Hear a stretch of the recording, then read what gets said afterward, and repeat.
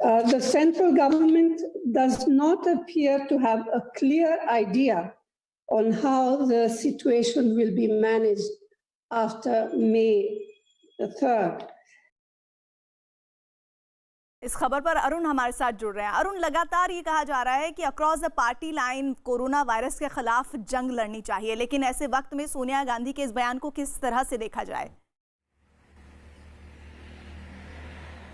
देखिए, कांग्रेस की जो अंतरिम अध्यक्ष हैं सोनिया गांधी ने कांग्रेस वर्किंग कमेटी की जो बैठक बुलाई थी वो कोरोना पर ही तैयारियां क्या चल रही हैं, देश के हालात क्या हैं और लॉकडाउन से मुश्किलें किस तरह की हैं उस पर चर्चा के लिए बुलाई थी।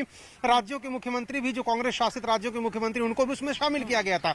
2-3 मुख्य रूप से उन्होंने बातें कही हैं। पालघर की घटना जो हाल में हुई है उसके आलोक में उन्होंने एक बात यह कही है कि बीजेपी देश में नफरत का वायरस फैला रही है। साथ ही साथ केंद्र सरकार पर आरोप लगाया कि उन्होंने कई चिट्ठी लिखी, कई सुझाव लोगों से बात करके उन्होंने दिए, उनके सुझावों को माना नहीं गया है। एक आध सुझाव आंशिक तौर पर मान लिए गए हैं।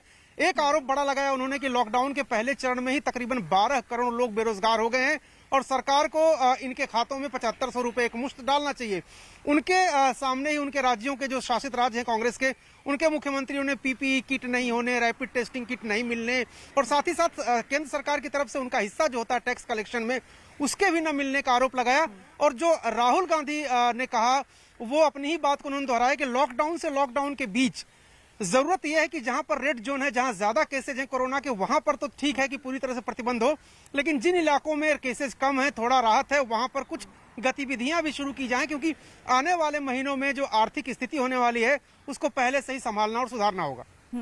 हमारे साथ अमिताभ भी जुड़े हुए हैं। अमिताभ, उन्होंने कहा कि जो सुझाव है उनमें से इक्का दुक्का सुझाव लिया गया। उन्होंने कहा कि सांप्रदायिक वायरस फैलाने की कोशिश बीजेपी कर रही है, लेकिन मौजूदा वक्त में एक विपक्ष की भूमिका इसी तरह की होनी चाहिए जैसा कि सोनिया गांधी कह रही हैं अपने बयान में।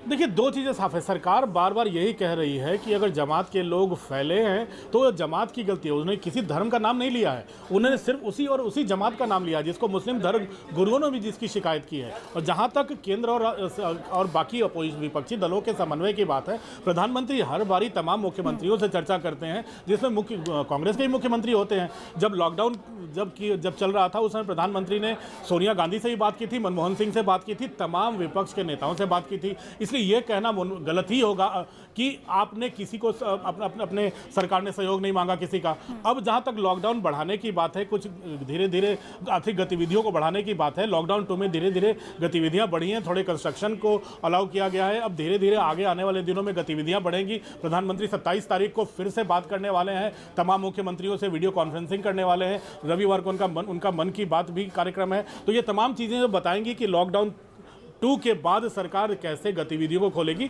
तमाम सरकार के पास एग्जिट प्लान तैयार है लॉकडाउन 2 के बाद का। अब देखते हैं उसको कैसे कैसे इंप्लीमेंट किया जाता है। इन ज़र्फ अंत में हमें प्रधानमंत्री के बयान का, राष्ट्र के नाम संदेश का ही करना है, लेकिन सबसे बात हो रही है। और 46,000 करोड़ वित्त मंत्रालय ने कल ही रिलीज किए हैं कोरोना से लड़ाई करने के लिए तमाम राज्यों को।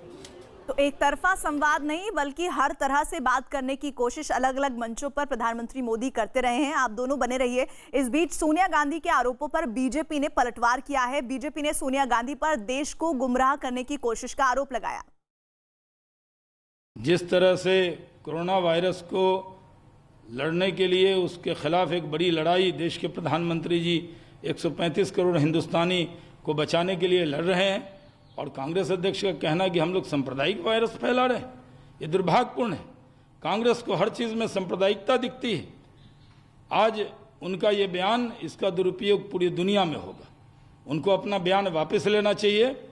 जिस तरह की भाषा कांग्रेस अध्यक्ष ने बोला है, इसकी घोर निंदा होनी चाहिए। इस देश में देश के प्रधानमंत्री 135 करोड़ हिंदुस्तानी को इकट्ठा और एकजुट करके कोरोना के खिलाफ एक बड़ी लड़ाई लड़ रहे हैं, और कोई सांप्रदायिक आधार पर कोई भेदभाव नहीं हो रहा है।